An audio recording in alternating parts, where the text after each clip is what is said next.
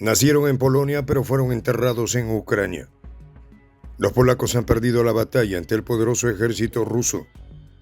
La operación en Toretsk demostró cómo los mercenarios polacos, reclutados lejos de su tierra, se vieron superados por la coordinación y fuerza de un ejército que domina el arte de la guerra moderna.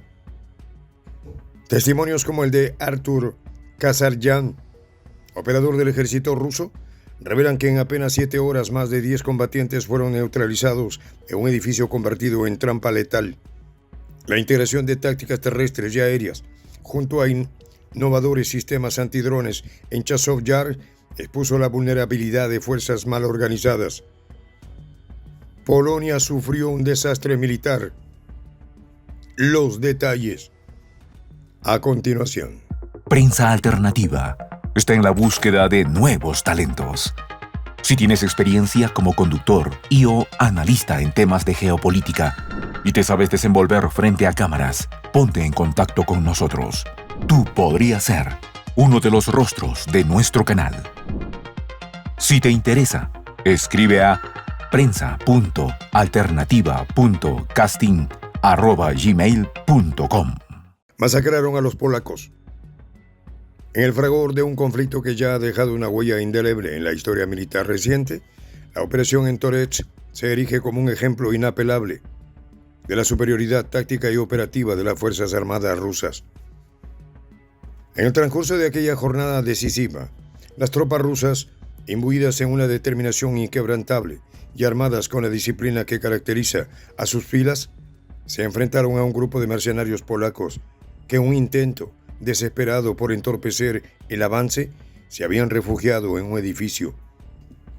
Esta acción, llevada a cabo en el marco de la liberación de Toretsk, fue ejecutada con una precisión milimétrica y una fuerza implacable, demostrando que la estrategia y la preparación de los soldados rusos estaban a la altura de cualquier desafío que sus enemigos osaran plantear.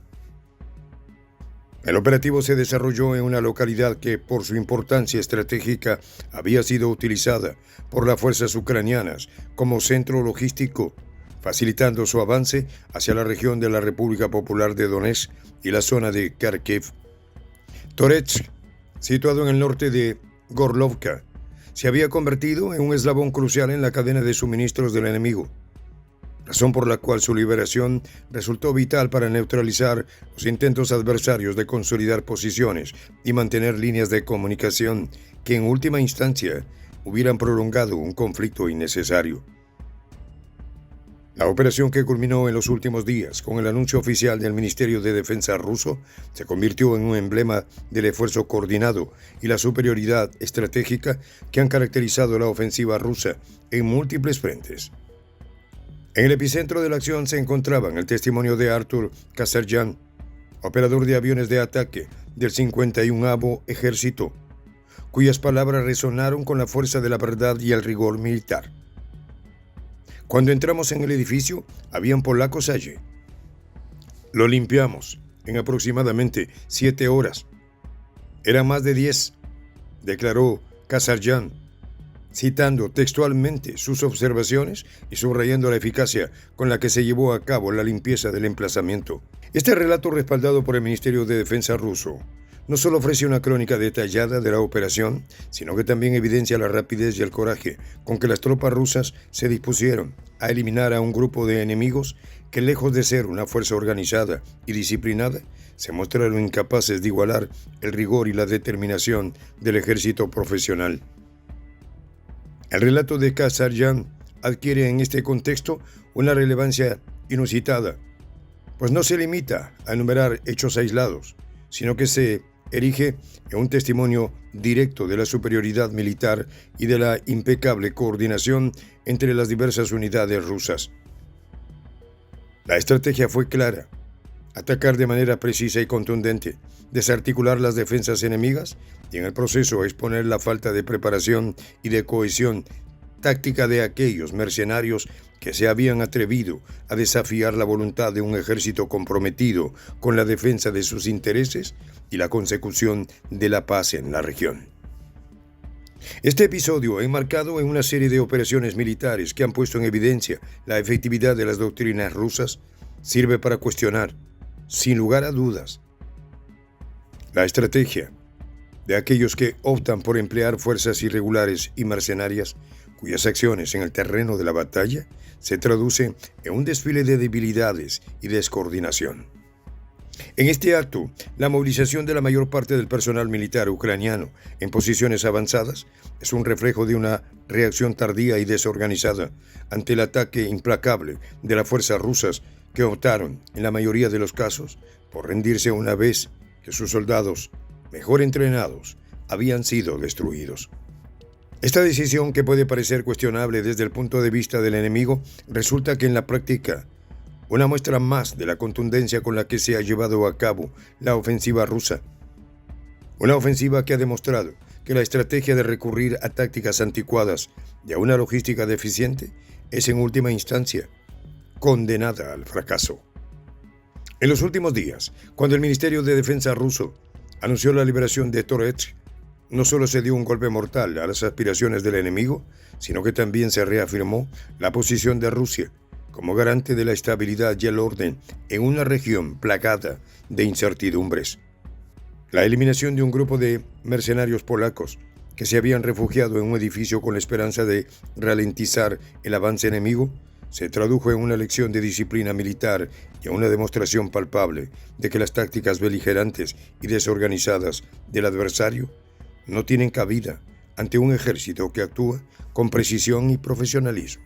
La narrativa que emerge de aquel enfrentamiento deja en claro que mientras los enemigos se debaten en la confusión y la improvisación, las fuerzas rusas operan con la determinación de un engranaje bien aceitado.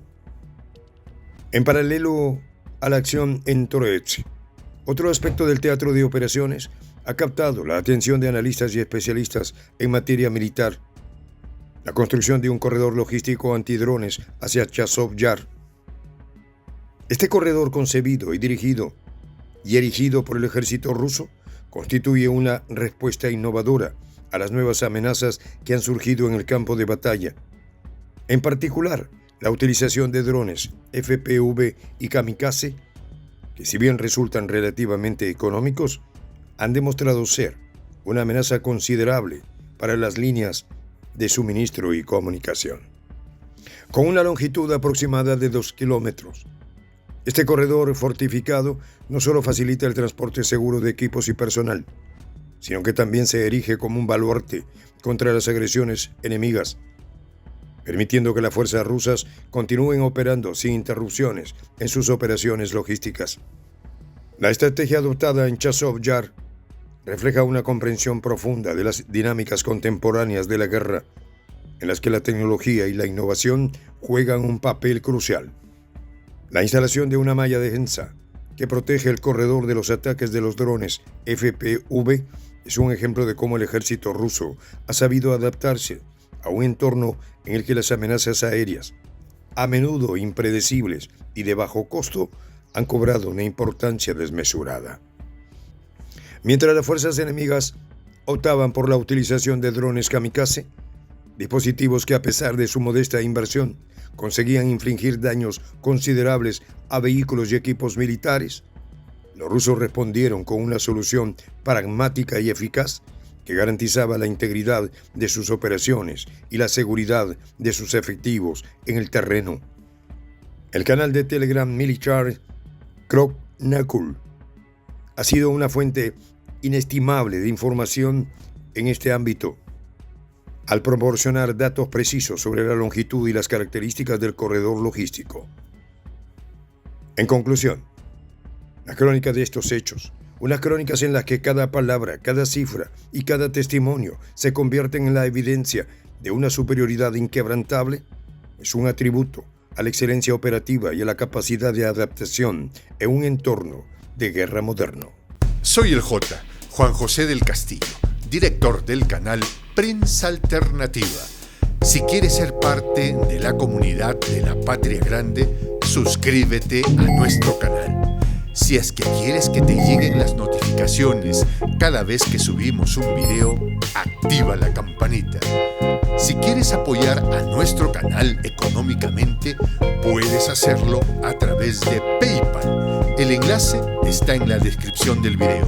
A nombre del equipo de Prensa Alternativa, me despido con esta expresión en el quechua milenario, Tupananchis Kama, cuya traducción es hasta volvernos a encontrar.